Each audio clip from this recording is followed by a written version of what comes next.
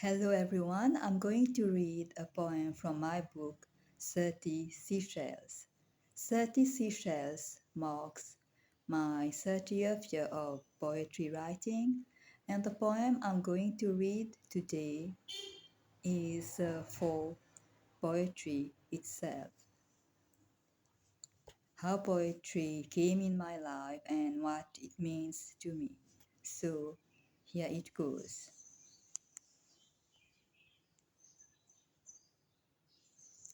Poetry.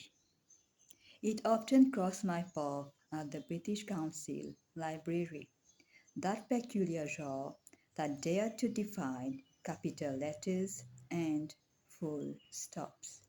It seldom filled the full spaces of the pages. It was unlike the Inspector Morse's and Agatha Christie's books that I enjoyed reading as a teenager. At times, it didn't even start as a neat left margin. The words just flowed from the center of the page. Sometimes the words formed the shape of vases, fishes, hearts. Sometimes they zigzagged or spiraled, calling for some good exercises for the reading eyes. I soon learned that unique genre was called poetry in English and poésie in French. It was the core of the refined written art, the companion of great epics, as well as immortal voices of love letters. The library's shelves displayed Homer's Iliad and the Odyssey. Virgil and Dante safeguarded the authenticities.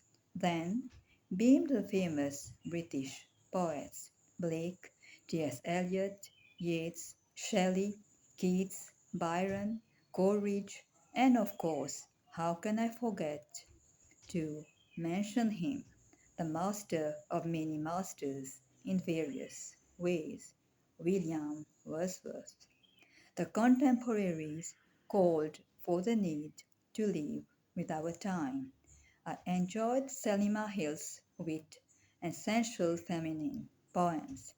Brian Patton wrote so beautifully in the simplest words, but it was Simon Armitage's and Carol Ann Duffy's frivolous style that mesmerized me the most, even in the early 1990s.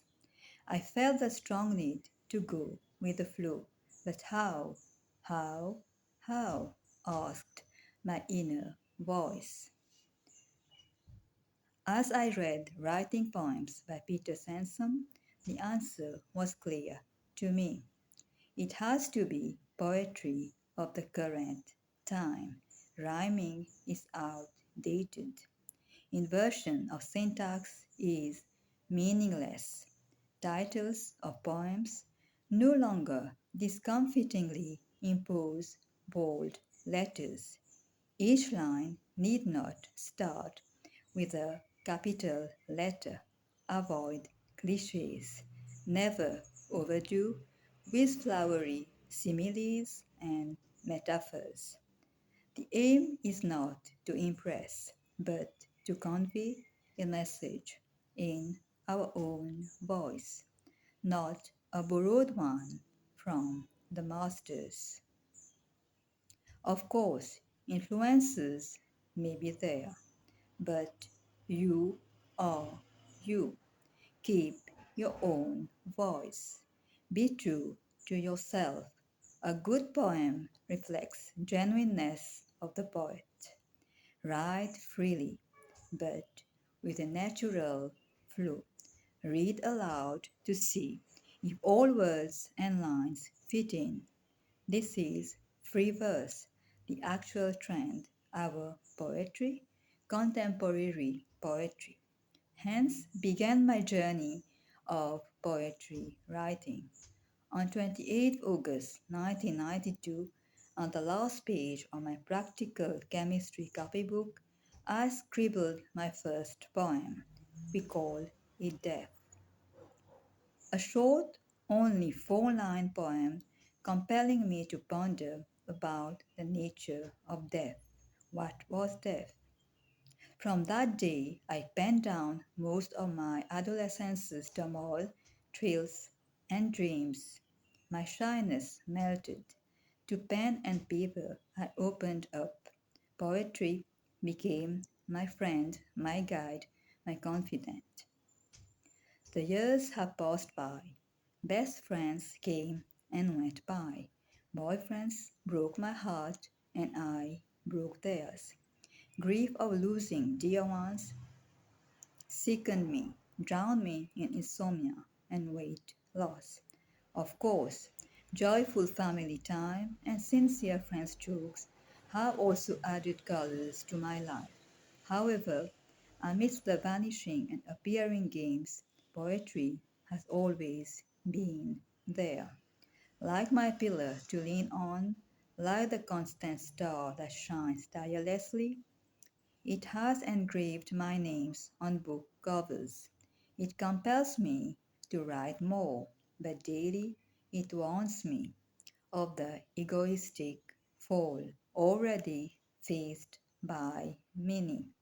Thus, it goes on wrapping me in its blanket of humility.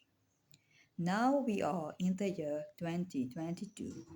For 30 years, I have worn its experimental and sublime ring, and it still keeps on igniting my flame of life, my flame of survival. Together, we live in a spiritual realm, at times cutting off from the mundane to focus on deeper creation, but in due time we do reach out to the lovely crowd, because we love the human race, we love all creatures of God. Poetry, for you, my heartbeats will never stop whispering, I love you. So thank you for listening.